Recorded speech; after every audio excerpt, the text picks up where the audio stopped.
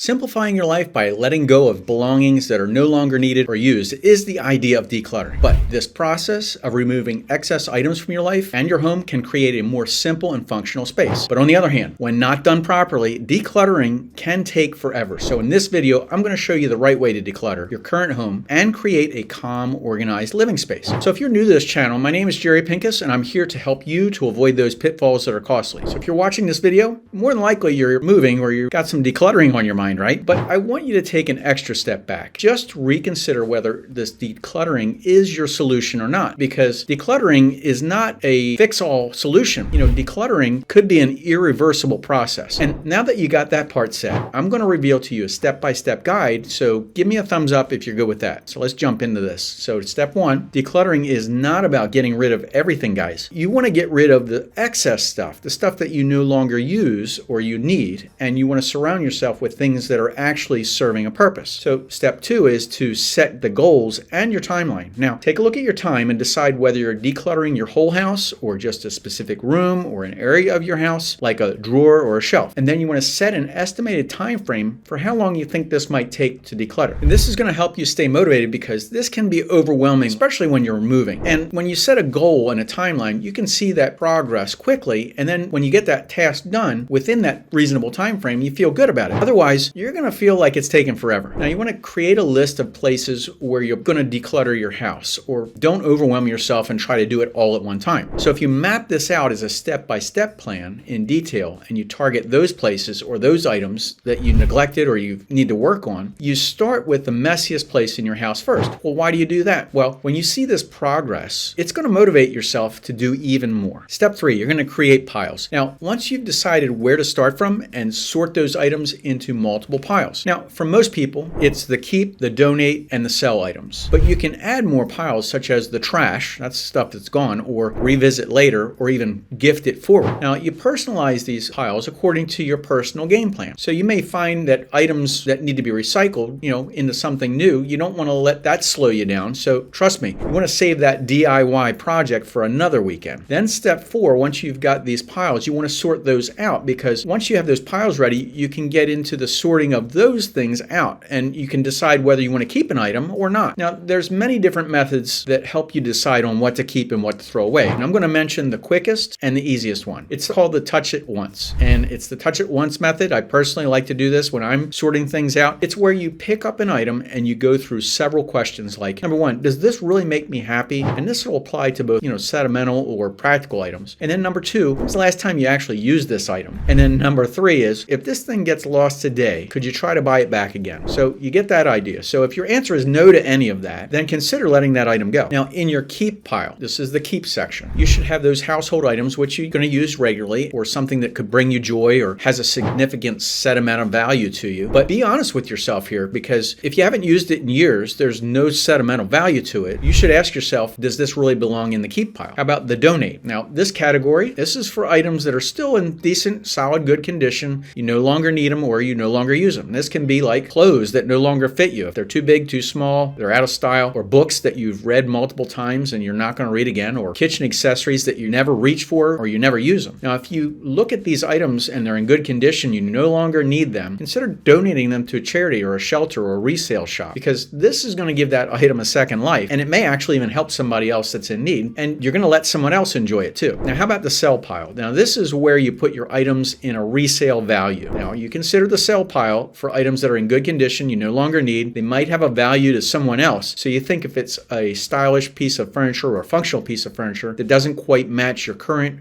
or your future moving decor, think about it. If you have a modern lifestyle and you have some traditional furniture, it may not fit. So think about the functional electronics as well. What are you going to be using? Or that designer clothing that you don't wear anymore because you're not going to those places. You're not going out to the nightclubs, right? This is something that could treasure for somebody else to use. Now, how about this trash, right? We all know what trash is, but do you think you know what that is? I mean, that's the stuff that you're going to pitch out that's broken, it's not repaired, it's expired stuff, and it's completely unusable. So that's the stuff you want to dispose of in your local dump, but I mean, check out the laws, because things like paint cans and stuff like that, you may want to check into what's going on there too. Step 5, you want to start organizing. Now, this is where you sort out all those items and you can finally get to organizing these piles into something that makes it easier to manage. Now, here's some things that get fun, guys, because when you see the progress, you tackle each pile one by one and show how to turn those mountains of stuff into some kind of a calm space or an organized space. It does make you feel good. So number 1, in the organized, the keep pile that is, these are the items that are the most useful to you, and you're going to use those regularly. And you want to subcategorize that, because the subcategorizing is things that you can easily get accessible,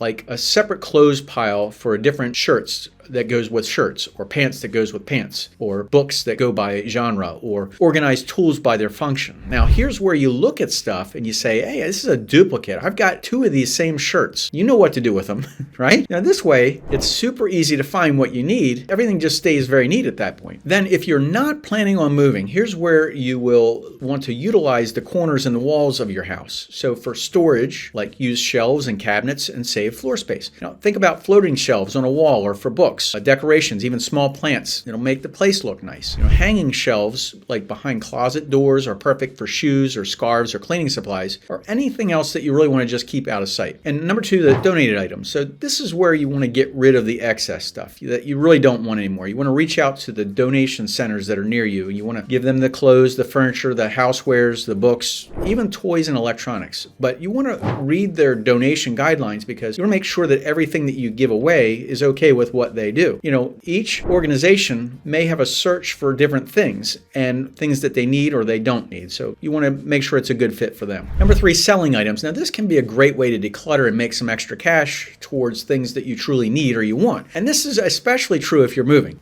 Putting a yard sale out or a garage sale, some people like doing that. But if you're not into that, where people are arguing you with prices on your front lawn on a Saturday morning, you may want to consider selling them online on platforms like Facebook Marketplace or some consignment shop. And I'm going to make a separate video on how to sell these decluttered items easily, so stay tuned for that soon. Number 4 is dealing with the trash. Now, if you've decluttered your whole house, you're probably going to be left with a lot of trash and junk, right? But your trash cans may be full already, and you're just waiting for that trash pickup. Or you may want to haul that stuff off, to the dump or the recycle center. On the other hand, depending on where you live, you may want to consider using a service like Home Depot's Bagster. Now, this is a large, heavy-duty bag that you can fill with unwanted items, and once it gets full, you can schedule a pickup and they'll haul it away for you. All right, guys, so there's my tips on decluttering. So let me know in the comments if you found any of this stuff helpful. But if you did, please like it and share it with somebody that you know that could use this. And hey, I know you're feeling overwhelmed with the clutter, so don't worry. I've been there as well. You just want to take one step at a time. You just want to, of course, subscribe so you get more helpful videos like this. And if you didn't already know it, I'm Jerry with Jerry Pinkas Real Estate Experts. My real estate team is here to help you. Give us a call at 843-839-9870. We're here to help you find your hidden gem and to avoid the pitfalls that are costly. So until next time, stay happy, stay educated, and I'll talk to you soon. Take care.